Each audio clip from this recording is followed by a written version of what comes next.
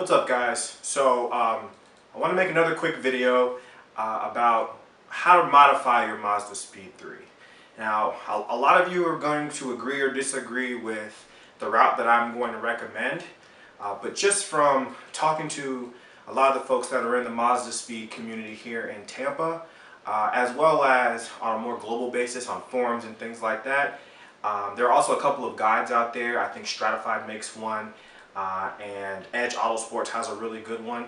The spin that I'm going to take is a little different. It's just from my experience as to what I feel is a good way to get started and eventually make some decent power. Now, this guide isn't for if you're looking to just daily your car and not really do modifications that are going to require you to do some wrenching, because this is going to take some time and money and most importantly patience. So let's go ahead and get started without further ado, and I hope this is helpful.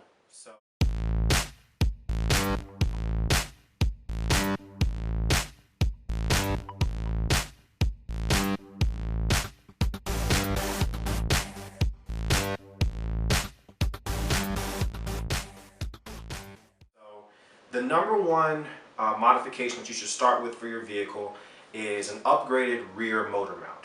Okay, the stock rear motor mount allows for the engine to do a lot of movement, especially when you're shifting gears at higher RPMs and things of that nature. So getting a rear motor mount from the aftermarket options that are available out there, really popular options are JBR, Corksport, and Cobb. All of those units, I personally either know folks that have them or I run a Cobb unit myself.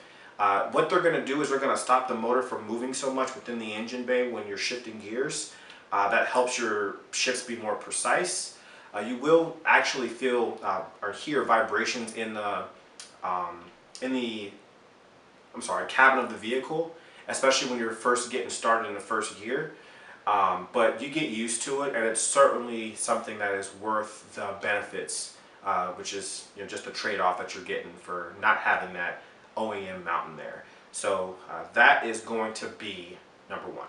So the second modification that you should get for your Mazdaspeed 3 are fuel pump internals. Okay, now the stock fuel pump internals aren't necessarily bad. But again, if you're watching this, you're looking to modify your car to make more power. And if you're going to go more power, then you've got to understand that requires more fuel. Okay? Well, what happens is when you get into those higher RPMs, the stock internals inside the fuel pump will not deliver fuel as efficiently in that higher part of the power band. So having a setup from either Autotech or Corksport, they both cost exactly the same thing. I'm not going to get into which one is better, but I will say that either one of those options you can't go wrong with. Purchasing this next is going to be, again, we're looking at reliability. All right, so having the ability to have more fuel go into the motor as you're building your power, for future modifications is important. So number two, hands down, fuel pump internals. With the third modification, this is actually going to be sort of a combination. Most folks will buy these two things at the same time. And again, we're looking at reliability. Now, you've replaced your rear motor mount, so you're going to notice that the motor doesn't shake as much, but you're still going to have some movement. And you can even see in my dyno video that right when he gets to the latter part of the pull, you see my motor shake. Okay? And even when he's going through the gears, when he's trying to get up to fourth gear. So what helps prevent that, even with my rear motor mount, is the addition of a passenger motor mount. Okay, tons of different options out there, and again, it just holds the motor stable while you're in the higher part of the power band. Now, with this modification, you're going to notice there's going to be a lot of noise in the cabin. I mean, it sounds pretty overwhelming at first, but again, you get used to it, especially without having to worry about the motor shaking too much, and in a really bad scenario, the OEM passenger motor mount cracking. Now, I don't know if you knew this, but the OEM passenger motor mount, it actually has oil inside of it. So if it cracks, the oil spews all into your engine bay. Some of that can be repairable, some of it isn't. But either way, it's pretty much a nightmare in any scenario. So, and most of us, again, if you're modifying, you want to keep a clean engine bay. This is one thing you can do to prevent that nightmare. Okay, so that's going to be your next modification. Partnered with not necessarily another mount, but a transmission mount insert. Corksport has a great one. I'm sure there are other companies out there that have them as well. But again, anything to stop that transmission from moving around too much within the engine bay is great. Now, if for some reason your transmission mount really starts to fail, then of course you would want to get rid of the insert and get a whole new mount. But in most cases, the insert would do just fine. Just buy it along with the passenger mount. And most of the companies will sell the mounts and inserts and some sort of combo package. So it's definitely something worth looking into if you can save a little bit of money there as well. So that's going to be the next modification. So now we're going to move into some of the more fun things. Okay, so now we are going to talk about increasing power. So the next thing that you should upgrade is your bypass valve. Now, I don't know if you've ever looked at, if you still got your car stock, the bypass valve that comes with the vehicle is completely made out of plastic. So obviously, when you're looking at things that are plastic, they've got a higher probability of failing in most cases than something that is made out of metal, right? And also, when you start increasing boosts and things like that, you're going to notice that the bypass valve will leak up around 19-20 psi, which, you know, boost leaks are never a good thing. So your next modification is going to be either an upgraded bypass valve, which is totally fine, or if you want a little bit more noise and you want to spend a little bit more money, not have to worry about how much boost you're running, you can go with a blow-off valve. Now, I run the Go Fast Bits unit on my vehicle, and the really only reason why I don't run the Forge bypass valve anymore is because the Go Fast Bits doesn't have a level of PSI that it can't handle, and it's because it's operates with a piston instead of a spring and shims. So no matter if I've got 20 pounds of boost or I go up to 30 one day, that unit is going to function all the same. And you can change the settings from vent to full recirc and things like that. So you spend more money, but you do get more options. If you don't ever see yourself, you know, going higher than 23 or 4 psi, then the Forge V2 is great. It's a good looking unit, solid unit. It's made completely of metal. It doesn't make any fancy noises like the V1 that has that sword noise, but it will get the job done. Okay. Some people will argue that the recirc is more functional than the blow-off, and you know, I don't really have an opinion either way. I like the blow-off valve. I do like the purge noise. There's nothing wrong with that. Having a turbocharged car, that's kind of one of the things you enjoy, is the nice little psh every now and then when you let off the throttle. So it's fun. So that's going to be your next modification. Again, we're looking at reliability. We're looking down long term and want to put more power into the car. We've got to make sure that these things are functioning properly. So that's going to be my next recommendation. So the next modification is going to have 2 parts. In some cases, it will be 3 parts, and I'll explain. So number 1, the next thing that you're going to want to purchase is an access port. Okay, the access port is made by Cobb. There's a version 2 and a version 3. Okay, now with either of these versions, you're looking at starting to unlock the car's latent potential, as I like to call it. Any of the modifications you do from this point moving forward are going to require it anyway, so this is the perfect time to buy it. So whether you're looking at an intake that actually makes a difference, okay, and I'll explain what I mean by that. Whether you're looking at downpipe, exhaust is probably the one exception. You don't really need a tune for exhaust, but anything you're really going to start feeling power moving forward is going to require this anyway, especially if you decide to upgrade the turbo. You've got to have a tune to be able to tell the car how to use all the different parts. Okay, so think of the access port as the way that the car learns how to do things that the factory didn't tune it on how to do. All right, so it only uses an intake that's 2.63 inches.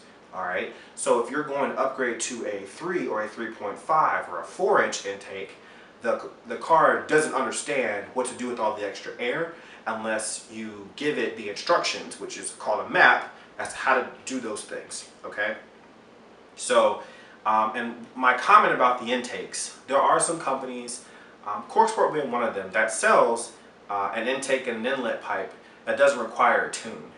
And in some cases you will see some gains there, but if you're going to purchase an intake, you want to get something that's better than stock, okay? Or else you might as well just keep your stock airbox, right? So what you want to do here is purchase an intake along with your access port that I would recommend being 3 inches or higher, okay? Now, if your state doesn't allow that for some reason, I know California has a lot of rules around this, be aware of that, but for most people it's really not a big deal. But anything above that 2.63, you're going to need a tune, okay, which is done through the access port. Now, the reason why I said it could be 2 or 3 parts is because in some cases the intake will have a separate part which is called the inlet pipe, okay? I recommend you buy these things together. There is no point in taking out your stock airbox and hooking up an intake with MAF housing and a filter to your stock inlet pipe, okay? The inlet pipe is basically what connects the air intake to the turbocharger itself, okay? And the stock inlet pipe is terrible, okay? It's made out of plastic, it's got all kinds of bends and awkward curves.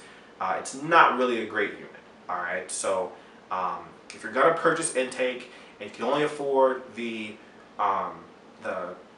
filter and the MAF housing, don't buy it. Just wait till you can get the entire system. Corksport sells a 3-inch intake, Cobb with inlet pipe. Cobb sells one, JBR sells them, HTP sells them. There's too many options out there for you not to look at all of them and at least figure out, check YouTube, see the sound, see the costs, things like that. But this is definitely going to be your next upgrade coupled with the access port. So your next modification, now you've got all of these awesome parts, you've got the access port, you're probably feeling a little bit more power now. You want to look at getting a Pro Tune, E-Tune, whatever you want to call it, someone who can tune your vehicle to use all these different parts and increase performance. Because remember, that's the goal here. I use a company called Purple Drink. Big shout out to Ryan Martin, Will Dawson. You guys do great work. And I've been able to sustain 313 wheel horsepower and the 323 pound-feet of torque with no issues. Car has not done anything different. It feels a lot like it did from a performance standpoint, like a better stock version of the car, which is the goal. It doesn't run like crap. It's incredible. I love it. And basically what these guys will do, you'll tell them your goals, you'll give them a list of your modifications, they will send you a file, you put it on your access port, you plug it into your car, and it teaches the car how to act, okay? It's pretty awesome. And they're pretty customizable, so as you continue to modify your vehicle, you just let your tuner know. Most will have a fee for giving you a new map with new parts, but it's totally worth it. So this is going to be the next step that I recommend, so that you're just not using the off-the-shelf maps that come with the access port. Those are okay, but you definitely want to go with something that is professionally done to your vehicle. Okay, so now we're making more power. You got your tune, so now we need to make sure that we got to look at the turbo system itself. Okay. So my next recommended modification is going to be your intercooler. In most cases, you've got 2 options, and this is true whether you've got a Gen 1 car or a Generation 2 speed. You've got an upgraded top mount, or you've got a front mount intercooler. Okay, I recommend the front mount. It is more expensive, it's more work to put on, but the results are totally worth it. You're going to see a huge reduction in your boost air temperatures, which means big things for power, okay? Especially when it comes to consistent power delivery. The core of that area that flows through that turbo system, the more fun you're going to have.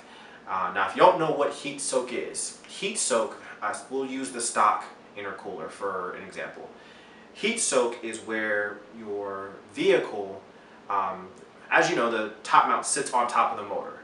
And when you're sitting in traffic, for instance, it's getting real hot under your engine bay, so much to the point where your intercooler loses its functionality to some degree of being able to send cooler to the motor because it's been soaking in all that heat in your engine bay. Okay? Now, this doesn't suggest that the front mount will totally get rid of it, but it doesn't heat soak nearly as easily. Okay? So it'll get really hot, and then when you start driving again, with it not sitting on top of the engine bay and sucking all that cool air through your bumper, your boost air temperatures will start to decrease, which is obviously the goal. So whether you go upgraded top mount, which the upgraded top mount's not bad, but eventually if you're looking to make some good power, front mount's the way to go. So tons of different options. There's even custom options where you can have someone build you piping and just get an intercooler from one of the companies out there that offer them. So lots of different options. Again, explore what's out there. But my recommendation is go ahead and get a front mount. So my next recommendation for modifications here is going to be the downpipe. All right. Now, I would have to argue that my favorite downpipe, it is very expensive, but my favorite downpipe on the market is, I'm going to have to give it to Cobb, because Cobb has a high flow catted downpipe that replaces the downpipe that comes from the turbo, and it replaces the second catalytic converter. So you're buying one piece instead of a downpipe and a race pipe. The installation is as easy as a downpipe installation can be. It's kind of a pain, but with you having that one solid piece, it's going to make installing all that much more easier. So I definitely recommend getting a downpipe if you want to go with another brand. Just realize that in order to get rid of that second catalytic converter, you're going to have the downpipe and the race pipe. And of course, if this in any way would compromise your vehicle to pass inspections, don't do it. But that's my recommendation, is get the Cobb. It's got the catalytic converter on there. It gets rid of the second one, and you're still getting that performance that you would that you're looking for here. And this is the biggest thing you can do for your exhaust. The stock downpipe is super restrictive. So having this more high flow from the turbo out of the exhaust is going to do wonders for your car. Obviously, when you buy the downpipe, you've got to get retuned so you don't overboost, but you're going to feel a noticeable difference. And it does tend to get a little loud here as well, as far as your exhaust system is concerned. So just realize that. And that's why I always recommend starting with the downpipe, and then from there going with the next modification, which is going to be a catback or an axle back exhaust. So the next modification, as I alluded to before, is going to be exhaust. Now, at this point, a lot of people have already purchased exhaust, which I just tend to disagree with. But I do recommend that now that you got your downpipe, if you've deleted your second cat and got a race pipe or done whatever you've done at this point, now you can look at what you want to see as far as sound and things of that nature. Most exhaust systems don't require a tune, so no real need, in my opinion, to go and get one. But of course, work it out with your tuner. It really just depends on what kind of map you're running. But in most cases, because you're not dealing with deleting cats and things like that, it's really just all sound. You don't really need at this point to do another tune unless your tuner recommends it.